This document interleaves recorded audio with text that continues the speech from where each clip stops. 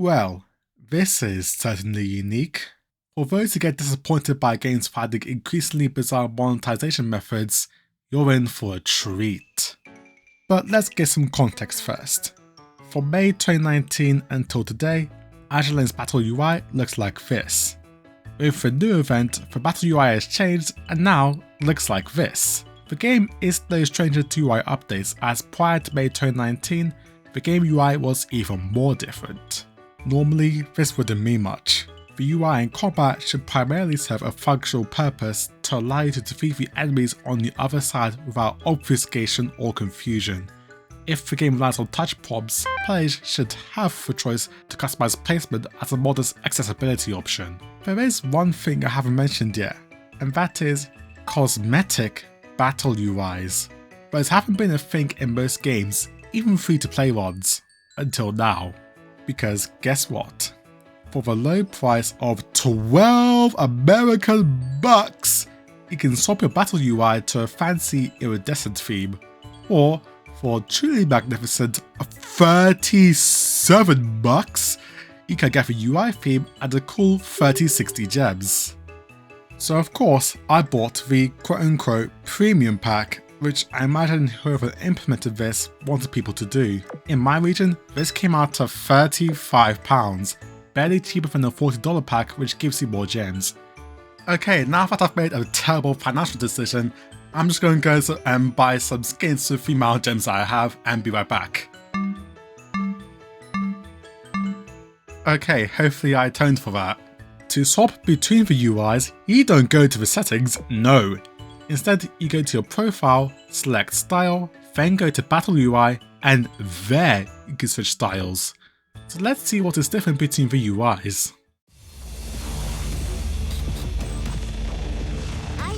As I said before, this has been the UI used for the past 5 years, and while it isn't anything spectacular, it serves its purpose. Special nodes are encased in circles. They get greyed out when not available and go over right ring and blue highlights when they are. There's little ambiguity as to when something is ready. In my honest opinion, this new battle UI is not good. I don't mind the hexagonal design of the icons, that isn't my gripe. What I do have an issue with though are the colours used. The shapes are a solid right, and when the blue ring around hexagon is at 100%, you only get a brief blink and no noticeable colour change after to indicate you are setting on activations. The shade of blue used is also very dark, which also makes it hard to track when you're towards the bottom of the combat area.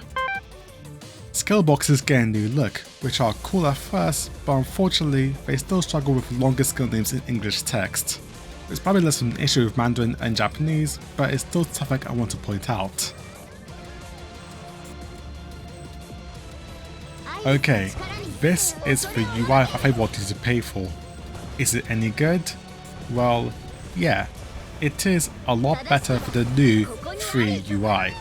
First of all, the icons are semi-transparent and dark, which I honestly prefer over the almost blinding effect of the prior UI.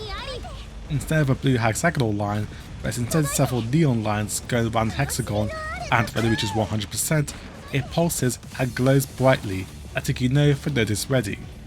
See why I was annoyed at the other one?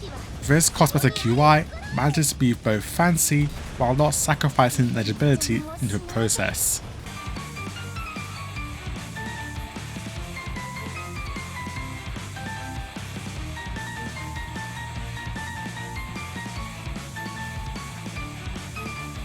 As an aside, here's how the three UIs look in exercises as well as support menus.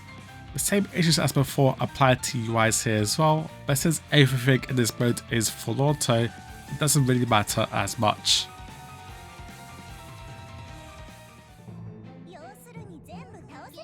Okay, so after looking at them in detail, what do I think?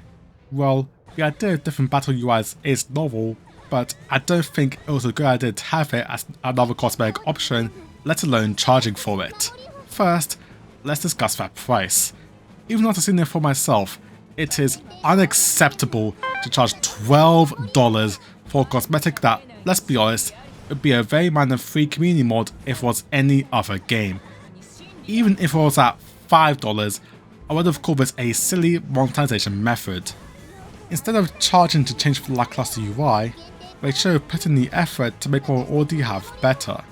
The new Battle UI that people get for free is such a disappointment, offering even less legibility than the 5-year-old Battle UI that was displaced by needing it to form of a function, which, while it can be done correctly, it evidently wasn't here. At least it gave you options to swap back to the old UI, which I recommend sticking with. And to top this off, I'm going to show why attempting to promote cosmetic battle UIs in a game like this was a bad idea from the start. It's right there.